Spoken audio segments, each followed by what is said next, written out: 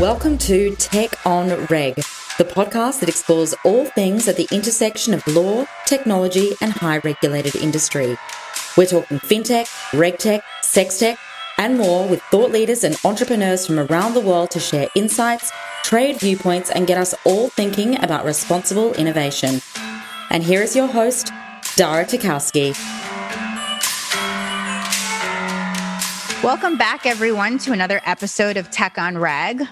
This episode, we're back to a subject area near and dear to my heart, and that is innovation in the law, the legal industry, and all of the changes that we've needed to make over the past several years.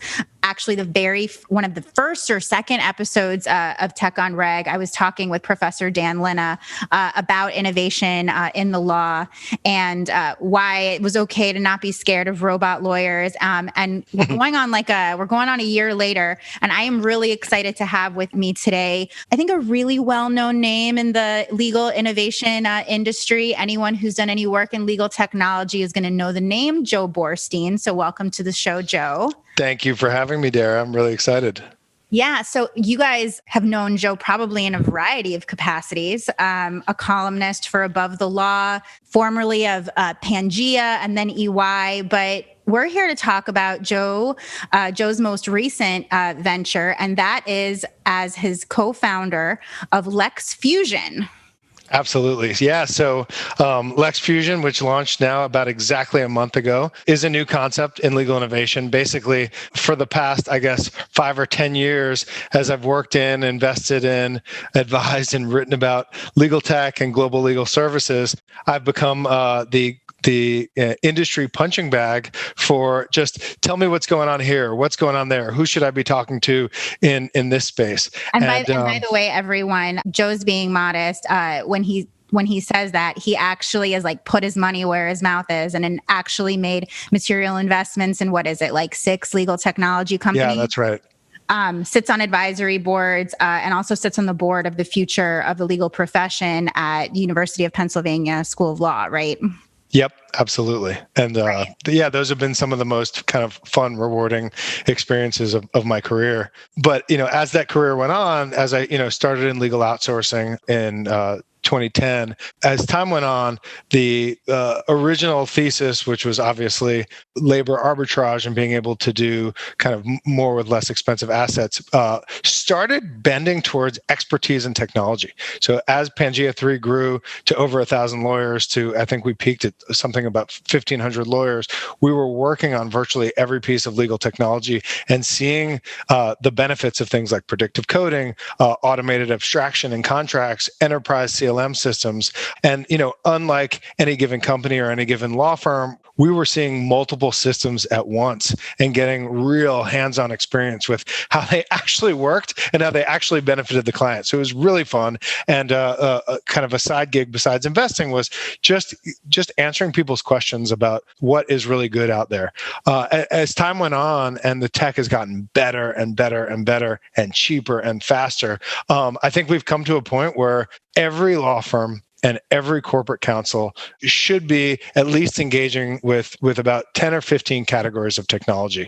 And I thought, I wonder if I could put together a business that conglomerates the best in class private companies that are, fighting tooth and nail to make each individual category of legal technology better and better, and help bring those to market, which has always kind of been my specialty. So we created LexFusion. So far, we've brought together 7 companies, everything from litigation services to litigation technology, contract services, contract technology, automated timekeeping, outsourcing, and technology for kind of run the company law firm stuff. So we have an incredible portfolio of solutions that, after our research and our experience with over 10 years in legal innovation, we think are fantastic. And we're excited to be able to, walk into companies and walk into law firms and say, if you're not paying attention to these areas, let us help you. Let us talk to you about that. And, hopefully you like the companies that we like, but if not, we're going to talk to you about the next batch. And this is going to be, it's like a living company, right? Like we have our members now, but in 2 or 3 years, maybe we're bringing on members with technologies we haven't even dreamed of yet. So this is kind of a forever job, bringing new ideas to market, which we think that this kind of explosion in innovation in legal is going to happen at least for the rest of our careers, maybe longer. And we hope to kind of be people's guides through that transition period and hopefully help them practice law better and maybe make an extra few shekels. Well, innovation in the law is definitely has been, while we feel, those of us in the legal industry, that it's, progressed rapidly over the past few years compared to a lot of other industries. It's sort of moved at a snail's pace. Glacial might be a glacial. The wheels of justice move slowly in legal innovation too. That's right. You can see that played out in so many different ways in terms of the amount of capital, that's been raised. I think I was reading some article, I forget where, about, calling legal tech. It was like fintech's like redheaded stepchild brother. Like I can't even remember what sort of like rude term was used to describe like the amount of money that was raised and invested in legal technology companies as opposed to other technology companies. And part of that may be because, and I'm sort of interested in your 2 cents on this, is it just because like lawyers, like we're just so bad at it sometimes, right? We're so bad at accepting technology, accepting that there might be a piece of software technology that can make us better than what we are. Because, I mean, let's face it, there's a Bibles of lawyer jokes for a reason. We think very highly of ourselves, don't we? Yeah. So I think you're pointing out to one of the core, but I think one of many barriers to progress. So I would bucket that as like the cultural barriers. There is certainly a culture of precedent, which is what we're taught. Like we're taught generally, stare decisis, you should kind of do what came before. That's actually part of our training. And there's nothing wrong with that. There's a lot of value in consistency and a lack of change in the law, but for times of extreme upheaval. I think that is definitely one of the core things that holds it back, but there are really other big reasons, and you touched on them. Capital. Not only is there very little, venture and other capital, but because of the regulatory regime, another problem, it is actually illegal for non-lawyers to invest, even alongside lawyers, in anything that gives legal advice. So because historically there was only one legal organization, really, and that was a law firm, they were inherently giving legal advice. Now you have what we're thinking of as like a Cambrian explosion of new models, and most of the new models, especially in the U.S., we can get to that in comparing regulatory regimes. Most of the new models carve out the practice of law, and they are bringing value to the component parts that together get you to the practice of law. But still, nobody, at least in the U.S., is investing in anything that actually gives you legal advice, which to me is a shame. And I kind of hope that changes over time. But I mean, so state by state, some of the ethics committees are trying to, push that boundary a little bit more. And I think it really evolves out of the, we don't want non-lawyers giving legal advice. That's bad. Mm-hmm. Because like we go to school and we have licenses, and obviously that licenses make us, perfect and excellent at what we do, without sort of, and they don't want a lawyer's advice or impact to a client to be influenced by anything other than that lawyer's judgment, right? Like that's sort of like the basis of the ethics rules. But on a state by state basis, it is sort of like there are a few states sort of dipping their toes into, well, maybe this is okay in limited circumstances, and we make sure that the proper oversights are okay. But in terms of investing in capital, you can't scale anything in like just one state, right? You really need it to be sort of a full scale sweeping change to the practice, at least in the US. And, that's not always the case in the UK, where, for example, we've watched the Big Four really undertake lots of things that we would consider in the US legal services. And because of the way they scale and the technology that, they're able to apply, can do things at least faster and maybe less expensive than a law firm. I'm not going to go so far as to say they do it better, but certainly much more efficiently. Yeah, and actually in most countries with modern economies these days, and certainly most that were seeded by British common law, it's actually now the U.S. is actually the rare exception where you can't even take outside capital if you issue legal advice. So it's absolutely the UK, but it's also most of Europe. It's also Australia. It's really the majority of the world, even Canada and most of Latin America. It's more liberal than we actually have by far the most conservative system. And while I do think the regulatory regime is well-meaning, I do think it holds back a lot of innovation and the ability to bring capital in. You mentioned the UK. It's not just the big four. Law firms can go public. So like it is still lawyers running those organizations, but they can take outside capital to try to scale the advice and the things that they're trying to do in ways that I think should be exciting for lawyers too.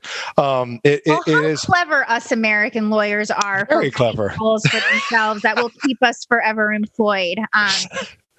Geniuses we all are. That's right. So we can have sort of like the ethical debate over whether or not a law firm should be beholden to shareholders versus their clients and so on and so forth. If you accept like the underlying premise that those two things may in certain circumstances be at odds, which is not necessarily the case, but God bless America. Here we are.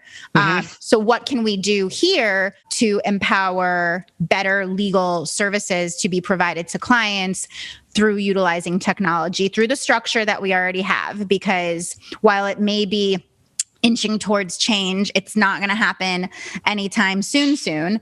So it seems like what LexFusion has done is really curated a group of non-competitive technologies as best in class and saying, okay, legal professionals, whether you sit in-house, whether you are running a law firm or managing, hundreds of lawyers, here on a silver platter, we've given you really the best and most interesting tools to make you the best and most efficient and awesome at whatever it is that you guys do. And those are sort of like distinct customer bases too, your corporate versus your law firm. Absolutely. Yeah, and even let me first tackle the concept of best in class. Like, we don't have the hubris to say that every choice we made is literally the single best. We do have the confidence to say that these are excellent solutions. So a little bit like if you go into a high-end boutique store, you're not seeing every excellent piece of clothing in the world ever made, but you are seeing hopefully an excellent curated set of things that you might want to buy and you might want to think about. That's the way we think about like our choice. Every single one of these, we've done a ton of homework. We've been in the industry, and we think they are excellent. It doesn't mean there aren't other excellent choices. There certainly are. You're like the legal innovation boutique. Yeah. You're like the legal innovation boutique that like I want to buy all of my cool technology products from, just like the fancy shoe boutique that like I want to buy all my stilettos from. I always aspired to run a shoe store, so absolutely. But I think what we can agree on is like all the things we have in our cohort are things that law firms and corporate counsel should be paying attention to, and should at least spend the time and do the homework. And as we know, with Bill Henderson writes a lot about this. Diffusion in legal is incredibly slow. So if we can do nothing more than highlight the categories of legal innovation that we know are shovel ready to give real improvement to the practice and the administration of law now, and we get most companies and most law firms paying attention to those categories, we think we'll put rocket fuel on the acceleration of these individual companies, our members who we absolutely want to grow. We absolutely have skin in the game and believe in them. We think that will happen naturally because they're great choices. So sorry, you had one other question there. Give an example. I have so many questions all the time. I got all day. I mean, I have nothing to do here. It's not like we're running. What did I like? Remind me. What did I ask you? What did I want you to say?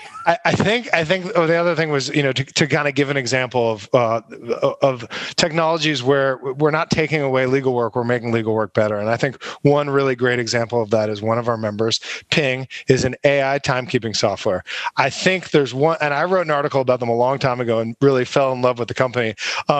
I think I opened the article making making a joke about how whenever people talk about innovation in AI, they think about it taking over things that they do and they want to do. And the great thing about Ping is it takes over something that nobody wants to do and nobody profits from, and that's timekeeping. It sits in the background. To me, it's the highest, best use of AI. It sits in the background and pays attention to what you do and then gives you a description that you have to approve. You're still fully in control as a lawyer at the end of the day of what it believes that you did, very specifically with specificity down to like the type of research you're doing and for which client and what billing code, and can get you through what is a horrible, inevitable slog for every lawyer that brings no benefit to them and no benefit to their client, no benefit to the administration of the firm, and does it quicker and actually picks up on a lot of little things like quick emails that people fire off that they forget that add up to often a significant amount of time per day.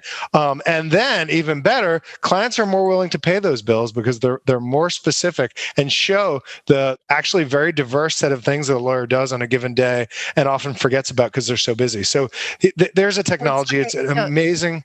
Sorry. It's funny. Lawyers hate it so much. They're like, okay, like we've been having to keep track of our time. This whole like rate times time model is how the entire industry has been built. And like, we hate it so much. Like, let's talk about alternative fee arrangements.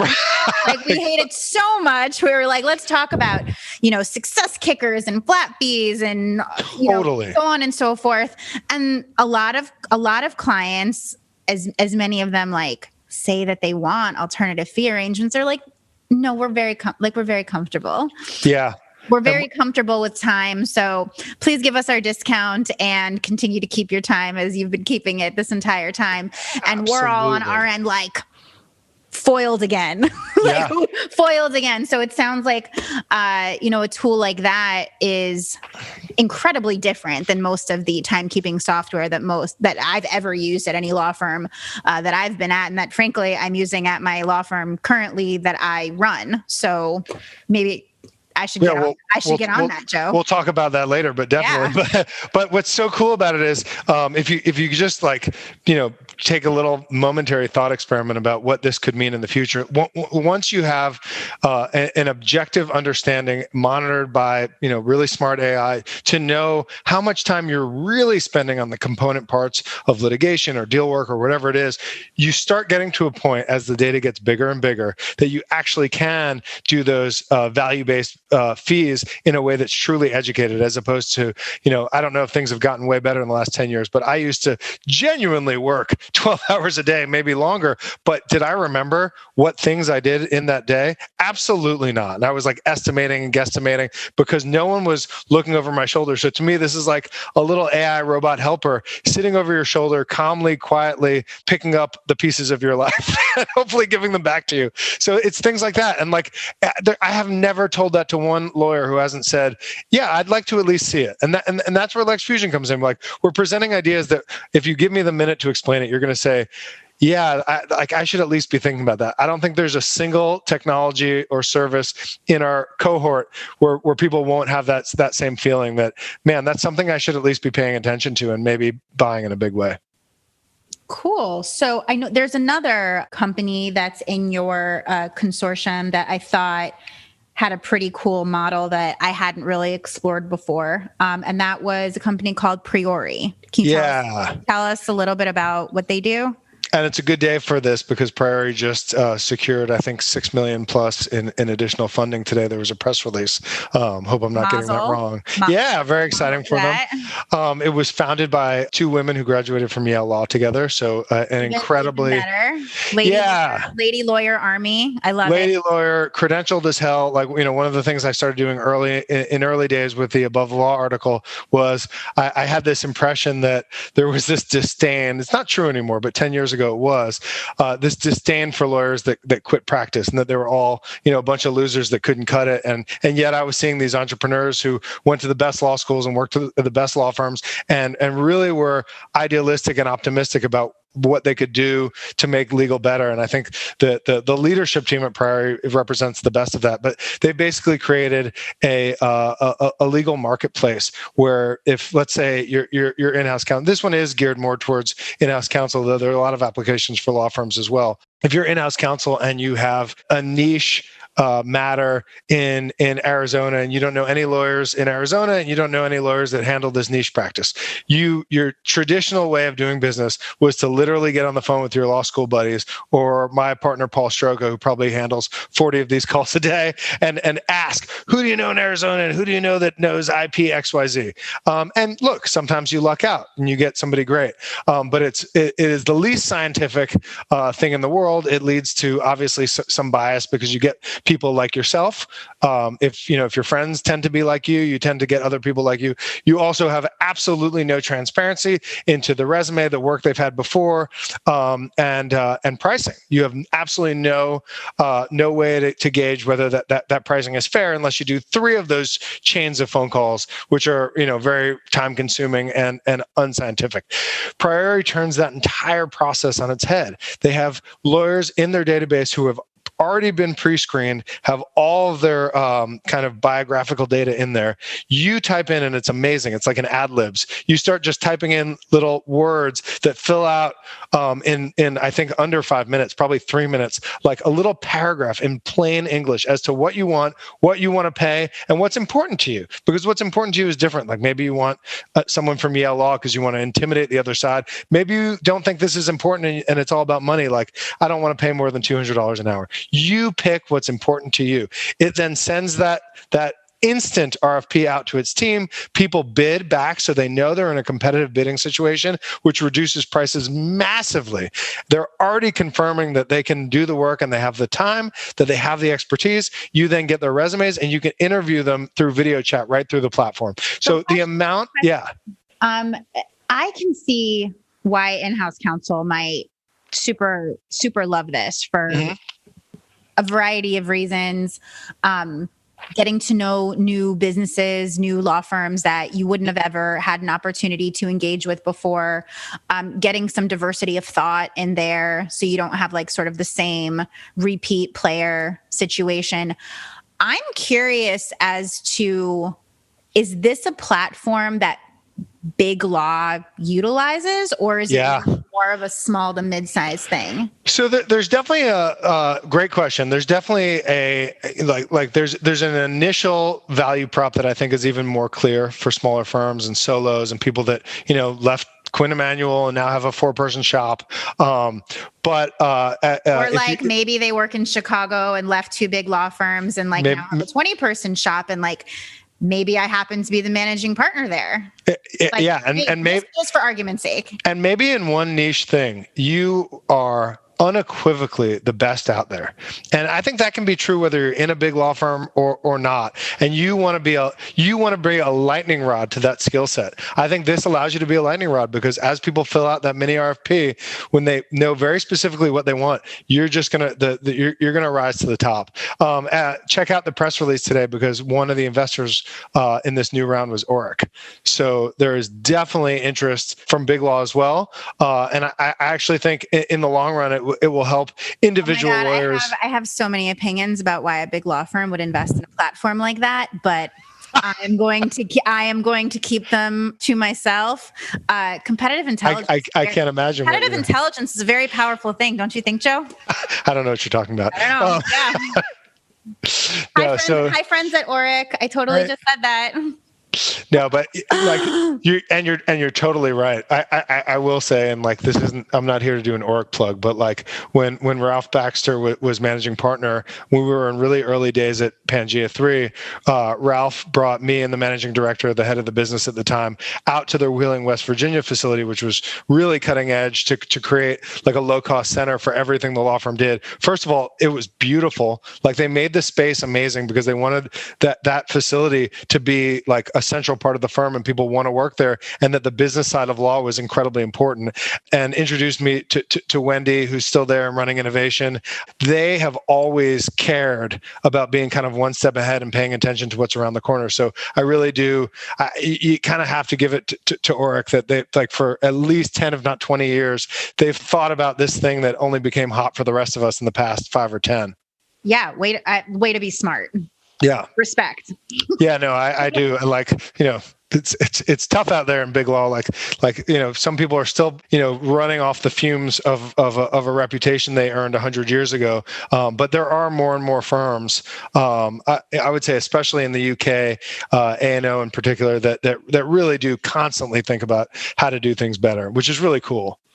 I think from a practitioner's standpoint, it really gives a practitioner the opportunity to focus on what it is that they want to be and have like a lot of control over their perception. Obviously, being part of that kind of marketplace and access to clients that like you wouldn't otherwise have the ability to pitch is also incredibly valuable. But I love sort of the exercise of sort of looking inward and doubling down and being like, what makes me special as a lawyer? What's my superpower? Because being a general commercial litigator anymore, unless you are just like the best of the best trial lawyer, for example, like dime a dozen. There's a lot of really amazing litigators out there. So I think it forces practitioners to like really convey their personal value proposition in a way. Otherwise, like they're not going to be competitive anymore. And then ultimately that's good for their business. That's good for their practice going through that exercise. Yep.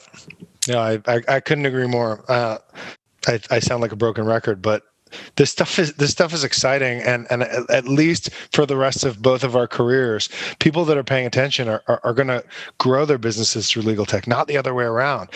One example I like to give is the LPO industry. Like everyone told me as we were growing from 300 to 500 to 1,000 lawyers in India and Poland and parts of the U.S. Oh, this is going to collapse big law firms, and like it didn't happen at all. And in fact, in that same decade, profits per partner went up. They went up above inflation. They were not parabolic like they were before the financial crisis, but they went up. And that tells me that there's untapped demand. As technologies and services bring down costs modestly, you have more and more small and mid-sized companies, more and more litigations that simply wouldn't be brought because they're not cost effective, and then of course more defenses that are defending against those litigations. Because I think that there's just untapped demand, and that's from the bottom of the market to the top. This stuff is going to grow the pie. Who's going to get those pieces remains to be seen. But the overall, I believe firmly that the overall legal pie, the amount of revenue and spend both nationally and internationally on legal and quasi-legal services is going to go up, and it's going to go up fast. And I think everybody should see this as an exciting time. You do have to think about how to get your piece, but if you're listening to this podcast, you're probably one of those people that's paying attention, and that puts you way ahead of the game. Well, that personally that's been a view of mine for many, many years. Absolutely. And part of the reason Actuate Law in Chicago exists, as does our RegTech subsidiary, CoinTech, because I firmly believe that lawyers can be better versions of themselves and provide better client service. And you guys have put your money where your mouth is, more quite literally. Than anybody. Yep, yeah, quite literally. It took courage. I think it's awesome. Yeah, and I have a big mouth, so had to be a lot of money, right? Right. Well, a lot of time, a lot of effort, but it really is where the future is going. And I think at one point we all should be looking at the clients that we're serving, and really in so many industries, watching how innovation is changing the client industries that we're serving and saying, why aren't we doing that? Like, why aren't we mimicking and mirroring the innovation at the rate and at the pace that our clients are? And quite honestly, like I got jealous. I was like, my clients in the technology space and, in fintech, like they're doing awesome things. Like I would also like to be that awesome, instead of like just giving them advice about whether or not, they're violating the Fair Credit Reporting Act. Like I want to be awesome too. Yeah. And we can be awesome. Like lawyers can do. Do you hear that, lawyers? Joe Borstein said that you can be awesome too. Well, maybe not you, listener, but other people for sure. No, I'm just kidding, listener. You can So I think the next step to those of us that want to be awesome or consume more awesome legal technology services is to get on your computer and start Googling LexFusion and taking a look at what Joe Borstein and my good friend Paul Stroka are up to It's really been a pleasure to watch. This has been so much fun. To watch you and Paul over the years through your various organizations. Fun fact, I used to actually work with Paul back when we both worked at a big AmLaw 100 firm, and watching sort of like our careers take like very divergent, but now sort of like reconverging paths has been really exciting. You guys have always pushed the envelope and always been such trusted resources for so many of us within the legal community. I think you guys are going to crush it. So Joe, if people want to learn more about LexFusion, where do they go? LexFusion.com or joe.borstein@LexFusion.com. Just email me. I write hundreds of emails a day, and I will get back to you. Joe, it's been a pleasure. It's not sad. That is dedication, right? Dedication. That is dedication to the mission. And now Alexa, like my Alexa is listening to me right now, and she knows it's about technology. She knows it's about technology. She's like, Dara, let's get me in on that. Let's talk, baby. Speaking of AI and voice-powered AI, it's been a pleasure, Joe. Thank you to all of my listeners once again. Until next time.